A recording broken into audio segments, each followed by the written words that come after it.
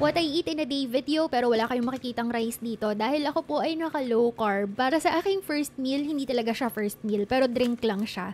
Nagising kasi ako ng masakit ang ulo kaya instead na uminom ng pain reliever, gumawa na lang ako ng electrolyte drink. Hindi talaga ako umiinom araw-araw ng electrolyte drink kasi yung mga kinakain ko naman mostly meat and eggs tapos mahilig ako magtimpla ng asin kaya hindi talaga kailangan. Umiinom lang talaga ako ng electrolyte drink kapag sumasakit yung ulo or kapag nagkikrave ng mga kung ano-ano matatamis na pagkain. Ang laman kasi ng electrolyte drink ay sodium, magnesium at potassium at makukuha nyo naman yon kapag kumain kayo ng itlog, karne, mga ganyan. Kaya hindi talaga siya kailangan na iniinom araw-araw unless hindi kayo nakakakain ng enough. Or kagaya kila mama na kapag nagluluto, takot na takot maglagay ng pampaalat sa pagkain. Kaya ayun, kailangan nilang mag-supplement with electrolyte drink. Pero kung bago pa lang kayo sa paglo-low carb, pinaka-advisable na uminom kayo ng electrolyte drink kasi nag-a-adjust pa naman yung katawan ninyo. Kaya kailangan nyo pa ng tulong ng electrolytes. Hindi nakaka-break ng fast ang electrolyte drink ha, kaya yung ininom ko kanina, naka-fasting pa ako noon, tapos eto na yung first meal ko. Mga afternoon na to, after ng workout. Ang pinaka-struggle sa akin is kumain after ng workout kasi hindi talaga ako nagugutom. Parang mas prefer ko na wag na lang kumain.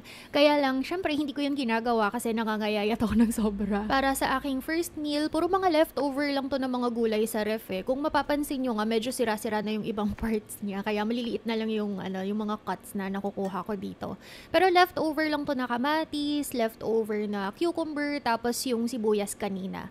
So yung sibuyas nandiyan siya sa loob sa may ilalim ng cucumber kasi gagawin ko to or gagawa ako ng sausawan, suka. Yun, suka, asin lang naman yung halo. Itong prepare ko na ito ay para sa akin lang naman kasi si Andy Bear naka-OMAD siya. Ako lang palagi yung kumakain sa first meal eh, tapos sinasabayan niya na lang ako pagdating sa second meal. Kasama na rin dito sa suka or sausawan yung sili na hiniwa ko kanina. Tapos yung extra na cucumber dyan sa plato ko, inilalagay ko rin yan dun sa suka. Kaya lang di kasi siya kasya dun sa bowl. Kaya nasa gilid muna siya. And eto na yung leftover na pork na ipapares ko dito sa gulay. Kahit na painit na lang tong pork na ito, ang dami pa ring mantika na na-produce. Kaya nilagay ko muna siya sa tissue para matanggal yung extra na mantika. Tapos ayan, yan na yung meal ko. 2 pieces pala ng itlog yung niluto ko kapares nung pork. At para naman sa aming dinner, nagbo-movie marathon kasi kami ni Andy Bear. Kaya parang gusto namin na humigop ng mainit na sabaw. Kaya ayan, magluluto ako ng cabbage soup na hahaluan ko siya ng meatball gamit ang chicken breast. Kung minsan, itong sabaw na ito, nilalagyan ko siya ng sili. Yung red na chilies. Kasi para wala, mahilig lang talaga ako sa maanghang ng mga pagkain. Kaya lang this time, kanina kasi nakain ko na yung sili na meron kami. Yung nilagay ko siya sa sausawan. Kaya wala na akong maihalo para dito. Dati, nung wala pa ako nitong chopper na ito, palagi lang akong gumagamit ng onion powder at saka garlic powder kasi ang tamad-tamad ko talaga maghiwa ng sibuyas at bawang. Kaya buti na lang talaga at bumili ako nito. Tapos, para naman sa homemade na meatballs, gumamit ako ng chicken breast. Ako lang yung nag-mince niyan. Nilagay ko lang siya sa food processor.